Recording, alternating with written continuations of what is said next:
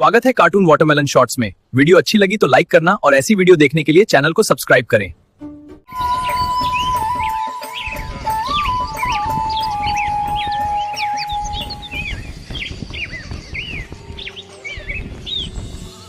एक टूटी हुई झोपड़ी जिसके छप्पर में इतने छेद थे कि रात को तारे गिनने के लिए बाहर निकलने की जरूरत नहीं पड़ती थी।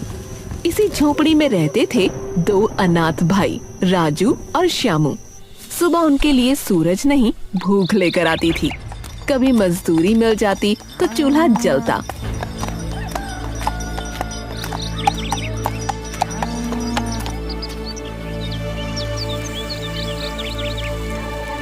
कभी काम नहीं मिलता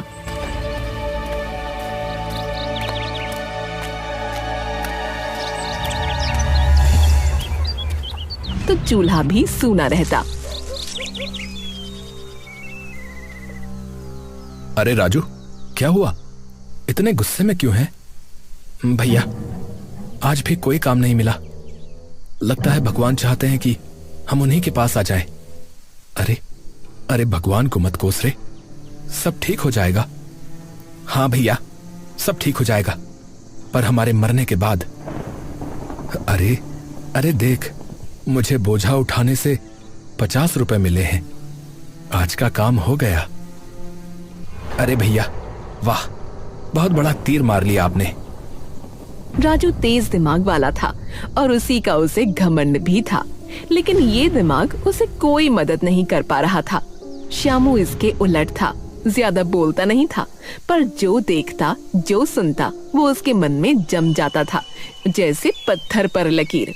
देख लेना श्यामू भैया, एक दिन मैं बड़ा व्यक्ति बनूंगा। ये झोपड़ी, ये भूख, सब पीछे छूट जाएगा। मुझे बस एक मौका चाहिए अपना मस्तिष्क चलाने का। बड़ा व्यक्ति बनने से ज्यादा महत्वपूर्ण है अच्छे आदमी बने रहना। अरे भैया, आप भी अजीब हो, बस साधु संतों वाली बातें करते रहते हो।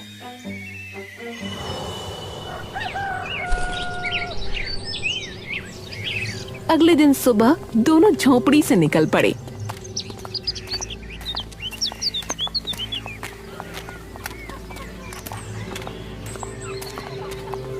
इस बार दिशा बदल दी थी, दूसरे राज्य की ओर। काम की तलाश में दोनों यूं ही भटका करते थे।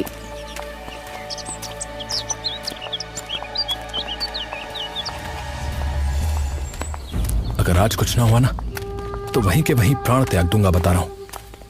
अरे चुप रह, तू बहुत फालतू बकवास करता है। शुभ शुभ नहीं बोला जाता तुझसे। अरे भैया, शुभ शुभ हो भी तो तभी तो शुभ शुभ बोलूं। शुभ शुभ बोलेगा तो शुभ शुभ होगा, समझा? वाह भैया वाह। रास्ता लंबा था, कदम भारी, पेट में भूख थी पर आंखों में उम्मीद। धूप सिर पर थी और सड़क पर सन्नाटा। तभी मोड़ पर एक बूढ़ा आदमी खड़ा मिला।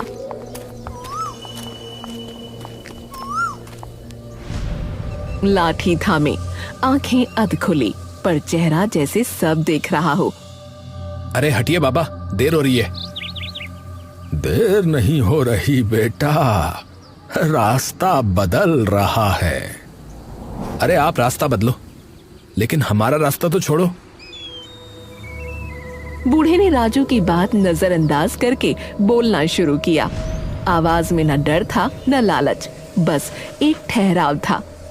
तुम दोनों का रास्ता एक ही जगह से मुड़ेगा। एक आगे जाएगा, एक पीछे रह जाएगा, पर जो पीछे रहेगा वही आखिर में सच देखेगा। राजू के चेहरे पर हंसी तैर गई, ऐसी हंसी जिसमें भरोसा नहीं मजाक होता है। वाह बाबा वाह, आजकल भविष्य भी रास्ते पर खड़ा होकर बांटा जा रहा है? हमें कार्य चाहिए, काम, ये कहानी नहीं। मुझे तो जिसके चेहरे पर जो दिखाई देता है मैं वो पढ़ देता हूं। तुम मानो या ना मानो। अच्छा, तो ये बताइए कि मैं कब मरूंगा? ऐसी बातें नहीं करते बेटा। अरे तो आगे बढ़िए ना, क्यों मेरा दिमाग खा रहे हैं? श्यामू कुछ नहीं बोला। उसने बूढ़े की आंखों में झांका। उसे एक अजीब सी सच्चाई नजर आई। अब चलो राजू, देर हो रही है। वे आगे बढ़ गए।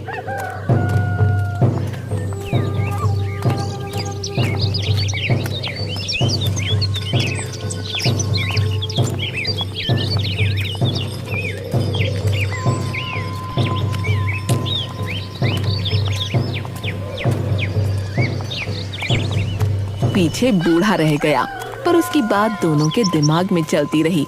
एक आगे जाएगा, एक पीछे रह जाएगा।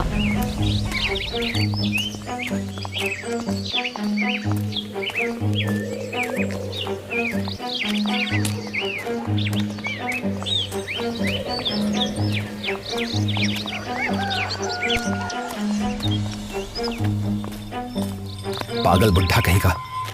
अरे तुम बहुत जल्दी क्रोध में आ जाते हो। अरे जाने दो ना उसे।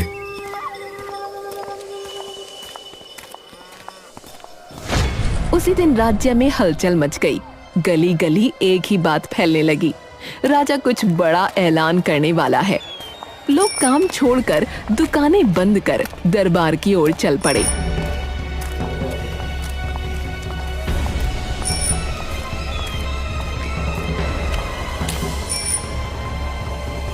अरे अरे भाई, सुना है इनाम मिलेगा। हैं? क्या कहा? इनाम? अरे हाँ भैया, इनाम। मैंने तो सुना है राजा खुद परेशान है। अरे भाई सुना है, जो समझदार निकलेगा उसकी किस्मत ही बदल जाएगी भैया। हाँ।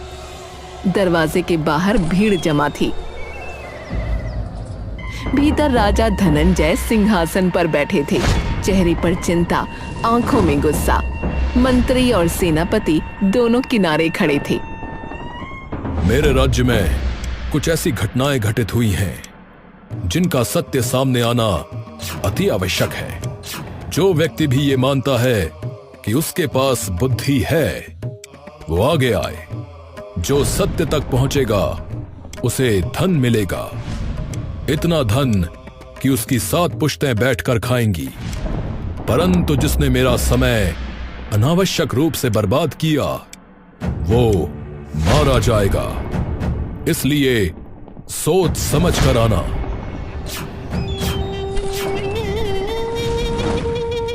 राजू की आंखों में चमक आ गई। यही मौका था, यही वो दिन जिसका सपना वो रातों में देखता था। देखा श्यामू भैया, ये मौका मेरे लिए ही है। अब आप देखना मेरे दिमाग का कमाल। अरे पर सोच के तो देखो, राजा स्वयं क्यों नहीं ढूंढ रहे ये सच? उनके पास क्या कमी है जो वो जनता से सहायता ले रहे हैं? अरे भैया, आपको क्या है? मुंह बंद रखिए आप। छोटे, सोच ले, कुछ गड़बड़ हुई तो मारे जाएंगे। अरे नहीं होगी, चलो भी।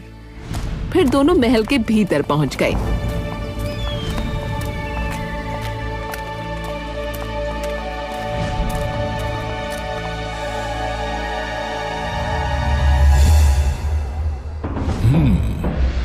तो तुम दोनों को लगता है कि तुम अति बुद्धिमान हो। लगता नहीं, हम हैं। आप प्रश्न करिए। चलो ठीक है, तो सुनो।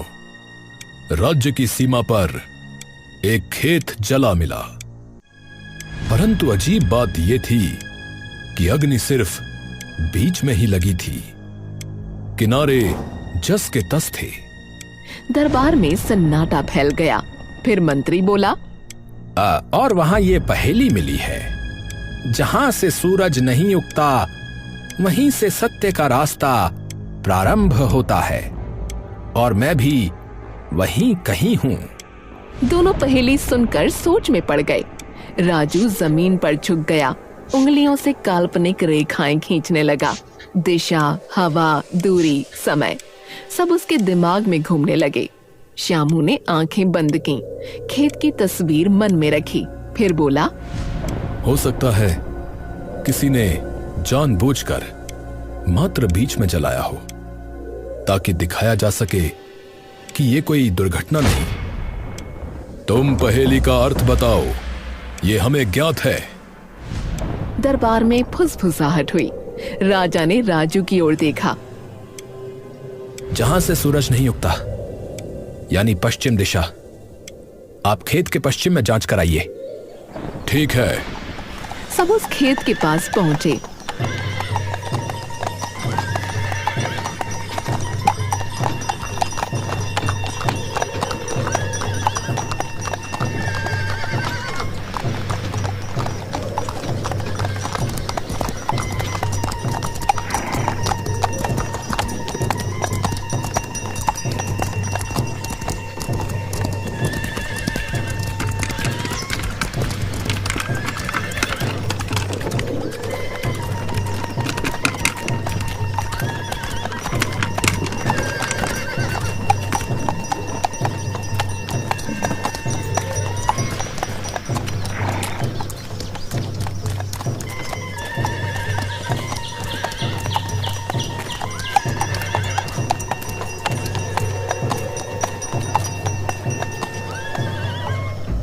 राजू देखते ही बोला, पश्चिम में तो ये पुराना मील पत्थर है, इसे हटाओ। उसे हटाया गया तो उसके नीचे से एक पन्ना मिला जिस पर लिखा था, पहली पहेली सुलझ गई। लगता है महाराज आपको कोई समझदार इंसान आखिर मिल ही गया। ये कैसा हास्य है?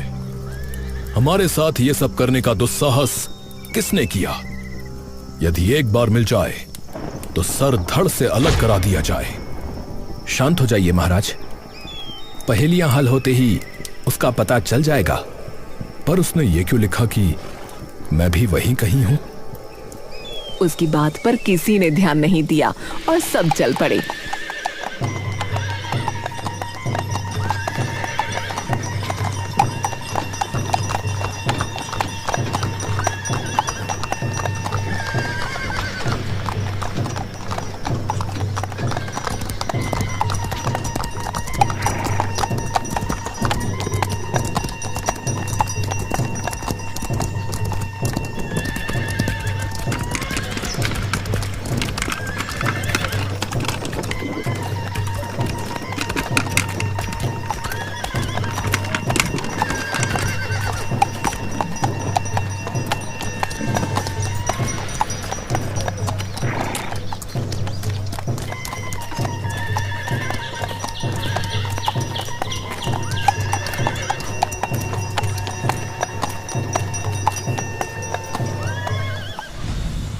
महल पहुंचकर अब दूसरी घटना राजा ने सुना।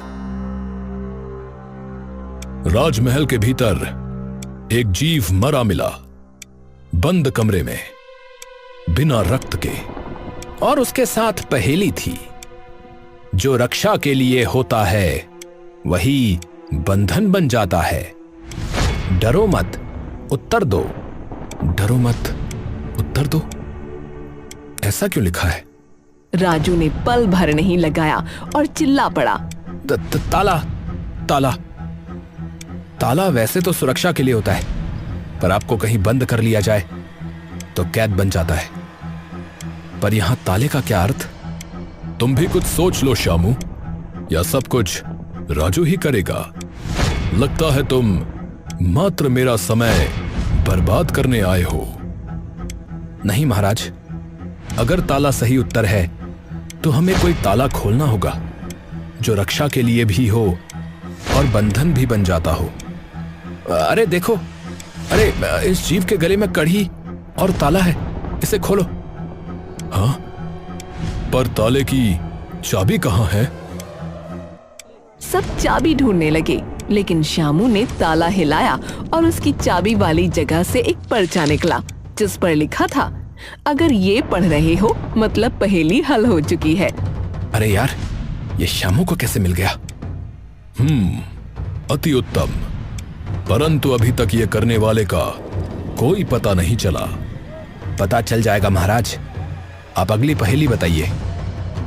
राजा धनंजय ने राजू और श्यामू को देखा, फिर हाथ उठाकर इशारा किया। माहौल ऐसा था जैसे किसी ने कहानी को बीच में रोक दिया हो। आज के लिए इतना ही, तुम दोनों जाओ, कल फिर दरबार में आना। ठीक है महाराज, महाराज की जय हो। ठीक है महाराज, प्रणाम। राजू का सीना फूल गया। चेहरे पर वही आत्मविश्वास जो जीत से पहले आता है। श्यामू ने सर झुकाया और चुपचाप बाहर की ओर चल पड़ा। शाम को वो उसी टूटी झोपड़ी में थे। राजू बस शेख ही बघारने में लगा था। हाँ, देखा आज मैंने कितना अच्छा किया। कल तो खेल ही समाप्त हो जाएगा। मुझे लगता है मुझे बहुत सारा धन मिल ही जाएगा। पर भैया आप फिक्र ना करना, मैं आपको मरने नहीं दूंगा, ठीक है? आप बिल्कुल भी चिंता ना करना। राजू बोलता जा रहा था जैसे हर शब्द से अपनी ऊंचाई नाप रहा हो। श्यामू जैसे किसी सोच में डूबा हुआ था। अरे अरे श्यामू भैया क्या सोच रहे हो? वैसे एक बात कहूं, यह मौका आपके लिए था भी नहीं, ये मेरे लिए बना था, मेरे लिए। प्रश्न पूछे जा रहे हैं और उत्तर मेरे पास है। ऐसे मौके बार बार नहीं आते। श्यामू ने सिर उठाया, बोला नहीं, पर उसने 3 बातें नोटिस कर ली थीं। पहेलियों की भाषा राजकीय है, अर्थात ये कोई अनपढ़ या आम व्यक्ति नहीं है। और ये घटनाएं सुनते वक्त महाराज कहीं भी हैरान नहीं थे, न दुख, न क्रोध और न ही हैरानी। और हर पहेली सीधे राज्य की व्यवस्था पर उंगली उठा रही थी। सीमा की सुरक्षा और राजमहल में राजा की सुरक्षा। अरे क्या सोच रहे हो भैया? अब कुछ नहीं, बस सोच रहा हूं कल क्या होगा। कल मेरी विजय होगी, और क्या होगा। अगली सुबह दरबार लगा भी नहीं था कि तीसरी घटना हो गई। अचानक शोर मच गया। दरबार के बाहर राजस्व के कागज हवा में उड़ गए, कुछ फटे हुए, कुछ बदले हुए। मुहरें आधी मिट चुकी थीं। अरे कागज बिखर गए हैं, पर ये तो पूरी तरह से सुरक्षित थे। लगता है किसी ने जानबूझ के छेड़छाड़ की है। पर इतना भीतर आकर ये सब कौन कर रहा है? कोई पहेली है? हाँ, एक पत्र सीधा मेरे हाथ में उड़कर आया है। जो लिखा सबसे अधिक जाता है, वही सबसे कम पढ़ा जाता है। राजू आगे बढ़ा और चिल्लाया, अरे ये तो बहुत आसान है। कर और हिसाब जो लिखा जाता है, पर कोई पढ़ता नहीं। सबको लगता है सही ही लिखा होगा। सही उत्तर, क्योंकि इसका उत्तर पहेली लिखने वाले ने उसके पीछे ही लिख दिया था। मैं तो बस तुम्हारा मस्तिष्क देख रहा था। तुम बुद्धिमान हो, पर यह शामू बिल्कुल बुद्धिहीन लग रहा है। महाराज, मैं ये सोच रहा था कि राज्य के सारे कागज उड़ रहे थे, पर आपको पहेली की चिंता थी। ऐसा क्यों? उत्तर नहीं दिया और उल्टा तुम मुझसे प्रश्न करोगे। अरे श्यामू भैया, अरे पहेली हल नहीं कर सकते तो कम से कम चुप तो रहो। श्यामू चुप हो गया। राजू को लगा वो जीत रहा है। अब तो साफ है, पुरस्कार मेरा है। पहली घटना राज्य की सीमा पर खेत राजा का था, किसी आम किसान का नहीं। दूसरी घटना राजमहल के भीतर, वो भी राजा के शयन कक्ष में। तीसरी घटना राज्य के कागज। ये काम कोई आम व्यक्ति भला कैसे कर सकता है? मुझे तो बस ये समझ में नहीं आ रहा। तभी राजा ने राजू से कहा, तुमने स्वयं को सिद्ध किया है, अब अंतिम परीक्षा है। राजा ने एक रेशम का लिफाफा आगे बढ़ाया, हल्का, न कोई मुहर न कोई निशान। यह अंतिम पहेली विशेषकर तुम्हारे लिए, श्यामू को न बताना। बहुत बहुत धन्यवाद महाराज, मैं इसको भी हल कर दूंगा महाराज। हमें ज्ञात है राजू, तुम अत्यधिक बुद्धिमान हो। दूर श्यामू खड़ा था, उसने बस लिफाफा देखा, पहेली न सुन सका। महाराज, ये अन्याय है। तुम चुप रहो, तुम्हारे बस का कुछ नहीं। तुम्हें कुछ बताकर भी क्या लाभ। और फिर दोनों वापस आ गए।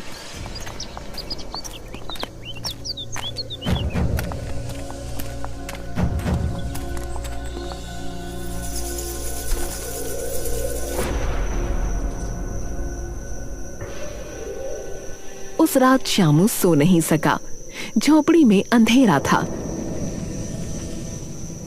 पर उसकी आंखों में एक ही चीज चमक रही थी, रेशम का वो लिफाफा, वो रंग, वो मुलायम चमक, वो बुनी हुई सतह। उसने शब्द नहीं देखे थे, पर लिफाफे को देखा था, और वही देखना काफी था। रेशम हर किसी के बस का नहीं होता, मैं ये जानता हूं। बाजार का रेशम अलग होता है, थोड़ा कड़ा, थोड़ा चमकीला, पर वो लिफाफा वैसा नहीं था। वो ठीक वैसा था जैसा राजमहल के भीतर पहना जाता है, जैसे शाही कपड़ों से काटा गया हो। अरे क्या सोच रहे हो श्यामू भैया? अगर पहेली पूछना चाहते हो तो भूल जाओ, मैं कुछ नहीं बताऊंगा। नहीं नहीं, मैं नहीं जानना चाहता। फिर उसे एक और बात याद आई। उस लिफाफे पर कुछ लिखा नहीं था, शब्द उभरे हुए थे, स्याही से नहीं, धागे से। वो कला, वो तकनीक, वो सिर्फ राजकीय कारखाने में होती है, जहां शाही पत्र, राजादेश और मोहरें बनती हैं। आम व्यक्ति के पास न वो हुनर होता है और न ही वो अनुमति। श्यामू करवट बदलता रहा। पहली घटना याद आई, सीमा पर जला खेत, पर वो खेत राजा का था। दूसरी घटना, महल के भीतर शयन कक्ष में। तीसरी, राजस्व के कागज। हर बार नुकसान हुआ, परंतु महाराज हम जैसे व्यक्तियों से पहेलियां सुलझवा रहे हैं। मुझे लेश मात्र भी यकीन नहीं हो रहा। कल मैं धनी होने वाला हूं, ये सोच सोचकर मुझे नींद ही नहीं आ रही। अरे श्यामू भैया, मैं कहीं पागल ना हो जाऊं प्रसन्नता से। नहीं होगा, अत्यधिक मत सोचो, चलो सो जाओ।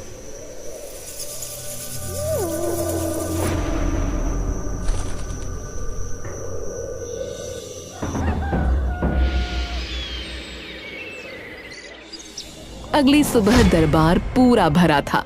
मंत्री, सेनापति, चुने हुए लोग। राजा धनंजय सिंहासन पर बैठे थे, शांत, स्थिर, जैसे पहले से जानते हो कि अब क्या होगा। सामने राजू और श्यामू खड़े थे। राजू आखिरी पहेली का जवाब दे चुका था। अब जब सारी पहेलियां सुलझा ली गई हैं, तो ये बताओ, ये सब किसने किया? अपराधी को मेरे सामने प्रस्तुत करो राजू।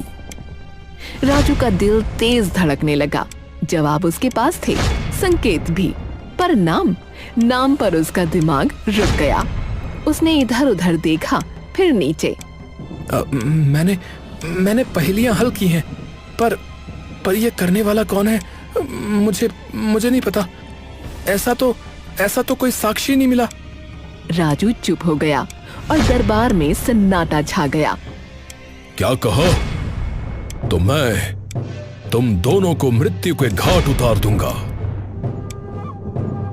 सबसे महत्वपूर्ण बात थी अपराधी का पता लगाना। उसका तो तुमने कुछ नहीं किया, मात्र पहेलियां ही बूझते रहे। अरे पर महाराज। चुप रहो। तभी श्यामू आगे बढ़ा। राजू ने उसे रोकना चाहा, पर वो रुका नहीं। ये सब स्वयं महाराज ने ही किया है। दरबार जैसे हिल गया। अरे ये क्या दुस्साहस है? अरे राजा पर इल्जाम! अरे ये क्या हो गया? अरे भाई, ये क्या कह दिया? ओह, जब कुछ समझ में ना आए तो महाराज पर उंगली उठा दी।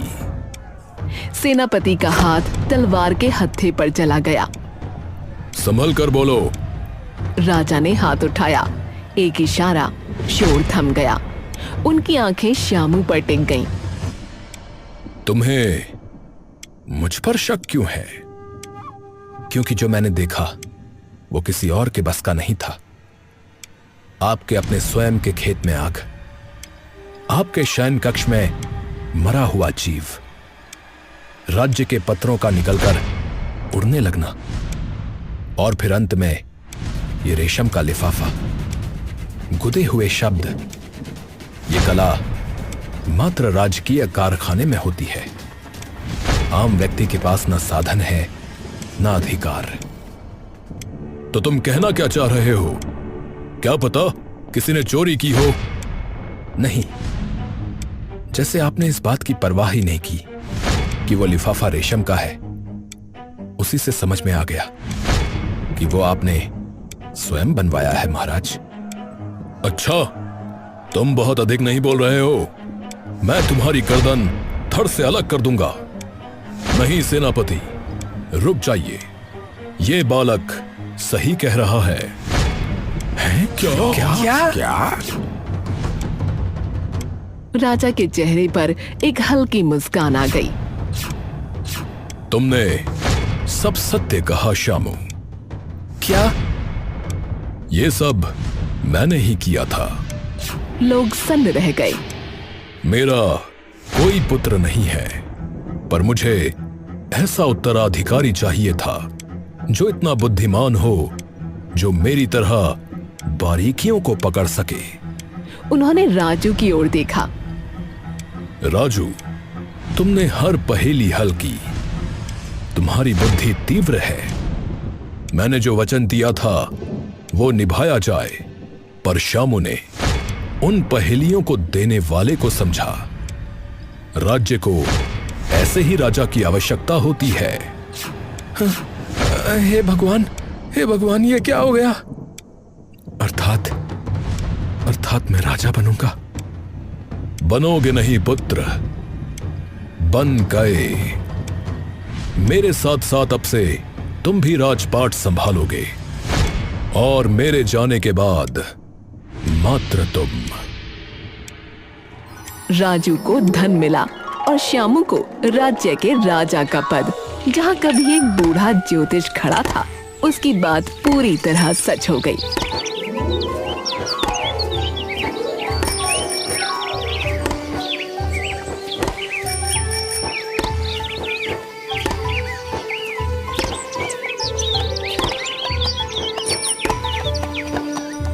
रास्ता दोनों का एक था, पर मंजिल अलग।